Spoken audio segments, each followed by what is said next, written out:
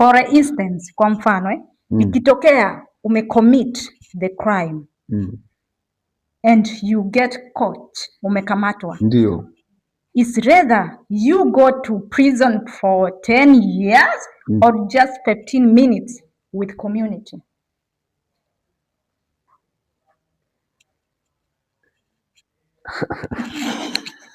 Sijakuelewa swali lako umelimaliza. Nasema kwa mfano ikitokea umefanya, tuseme umecommit crime, umekosea au umefanya mauaji kwa mtu mwingine, ni bora ukamatwe uende miaka 10 jela ama dakika 15 na wananchi wanishambulie?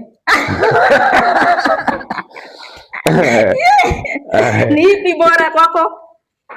Nitapenda kushambuliwa na wananchi kwa sababu ushambuliwa na wananchi kwa sababu lile kosa litakuwa na watu wa pande mbili. Lakini jela haina pande mbili.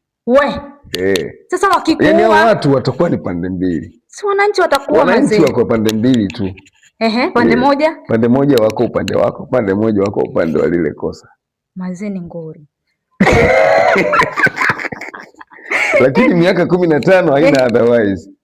Ni kwamba utaenda tu.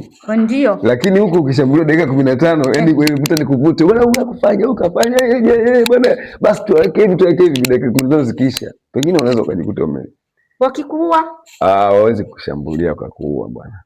Eti? Hawezi kushambulia kwa kuua. Mazee. Kuna makosa. Kuna makosa. Mtu anafanya anakimbilia mwenye polisi. Ndio. Maana anaona sasa huku nje lazima watu wataniua. Ndio. Kwa mfano. Tunajua wizi wote ni mbaya. Lakini kuna mwizi fulani tunajua huyu hadi kuua anaweza akawa ameua. Ndio hiyo nilikuwa na maanisha. Kwa sababu huyu ni mwizi wa bodaboda. Nani utamnyang'anya bodaboda yake akiwa yuko hai akakuachia? Kwa lazima utamkaba au utampiga kitofali. Katika kufanya hivyo vitu vile mambo yote yanaweza kutokea. Aidha umuumize au muue. Kwa kama wewe ni mwizi wa bodaboda, bora tu ukimbilie kwenye miaka 15 chapu. Ndio.